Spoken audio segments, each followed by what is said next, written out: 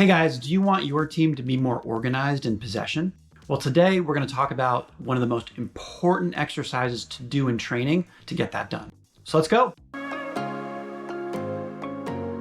One of the things that I get asked a lot is how to keep a team, especially at the younger ages, organized on the field. I also get asked, how do I get them to stay in the structure to keep possession versus always trying to take the ball forward? One thing that I like to do are team organizational drills. Now, sometimes these are known as positional rondos, but they really are key to keeping the team organized and how to hold possession within the structure of whatever formation you're using. Lastly, guys, before we get into this, I do want to give full credit to Todd Bean and Tovo. These are the guys that introduced it to me. Now, I have taken it and I've done some other things with it, which I'm going to show you, but I do want to let you know that that's where this came from. And that's another fantastic resource for coaches out there. There's two ways of setting up team organizational drills. The first one is more traditional, and the second one is more of a positional rondo style. And we're going to focus on the younger ages, so the 9v9 and the 7v7 groups, but certainly there are ways of doing this with older teams that maybe I'll make another video about. So you're going to set the team up on one half of the field, and it can be in your defending half or your attacking half. Now, I recommend you start on the defending half, especially with a new team, especially if you're working on build out. So you'll put the team in their shape on that half of the field. And for me at 7v7, it's a 2-3-1.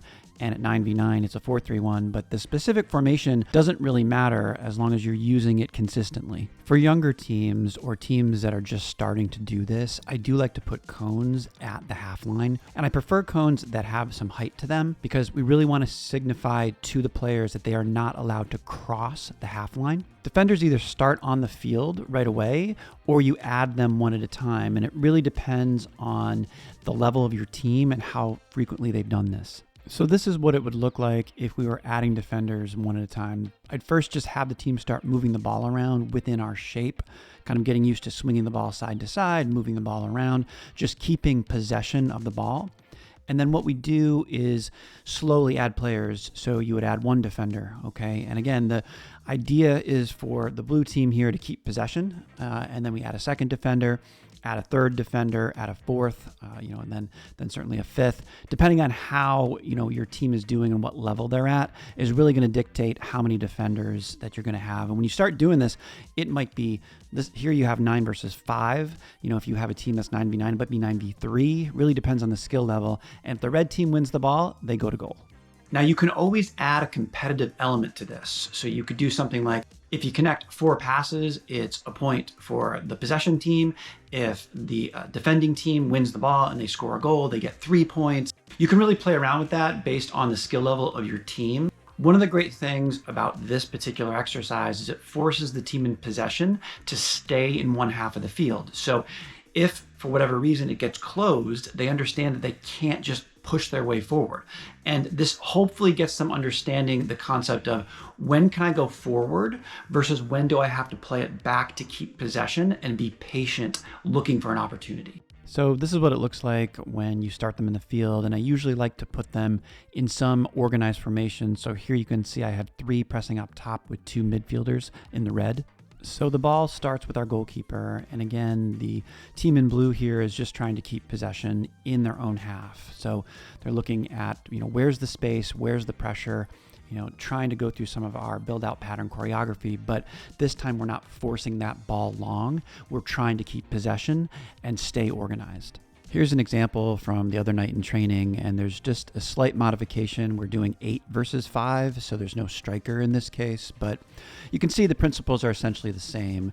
The team in blue here, the possession team, is trying to keep hold of the ball, and you're really focusing on the relationships between each position.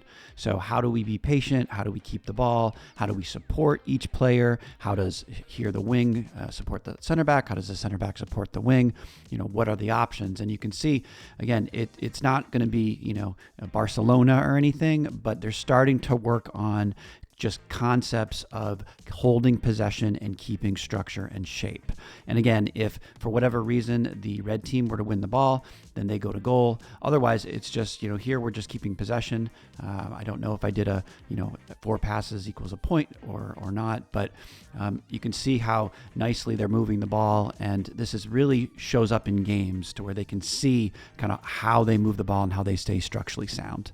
The other way of setting up these team organizational drills are through what most people associate with positional rondos. So this is good for a couple of things. One, if you only have a small space, so maybe you don't have a whole half of a field. And also, it's good to get players used to tight spaces, having to make quick decisions.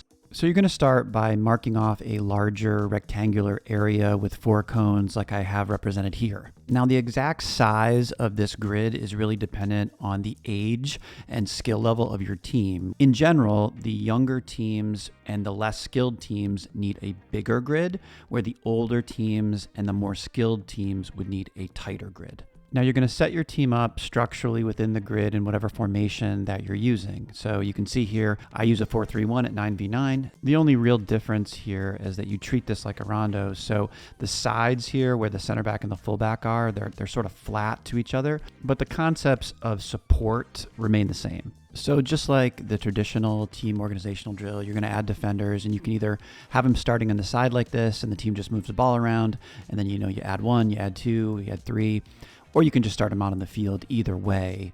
And again, it's very similar to the traditional one where we're looking at, okay, where's the angles of support? Where's the space? And you can also add a competitive element, 4 touches is a point, or the defenders touch it, they get a point, and play to a certain number like 5, for example. Another option is just to add pug goals to the sides of the rondo, and then you can, if the defenders win it, they can go to goal, and the possession team can try to win back possession.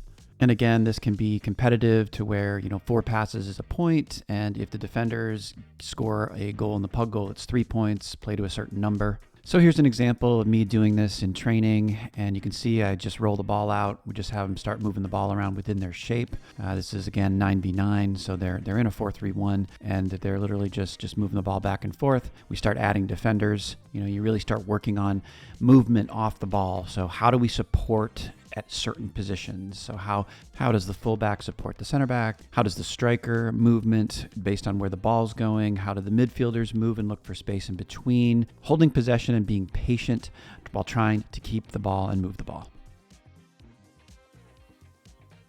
So just to end here, guys, I did want to show you how I transition from other exercises into a team organizational drill, because I think it's really helpful for coaches to see how I do that. The first 45 minutes of almost every session that I run consists of battle boxes, rondos, and then a team organizational drill. And I'll put links to some of those videos that I've done on that stuff in the past in the notes. If you set it up correctly, it's pretty easy to go seamlessly from battle boxes to rondos and then into team organizational drills. So assuming a practice of 12 players, you can see that I have started here 2 battle boxes side by side. Those very easily can transition into rondos. Here I have 4v1 with that extra person. So there's 6 players on each rondo. That extra person just feeds balls in when needed. I then just take 1 line of cones here and make them wider, transitioning to our team organizational drill.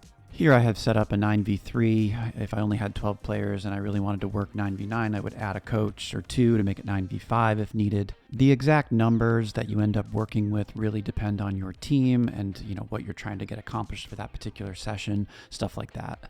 So I hope that this video helped. If you guys have any questions, feel free to put them in the comment section or just reach out to me personally. See you next time.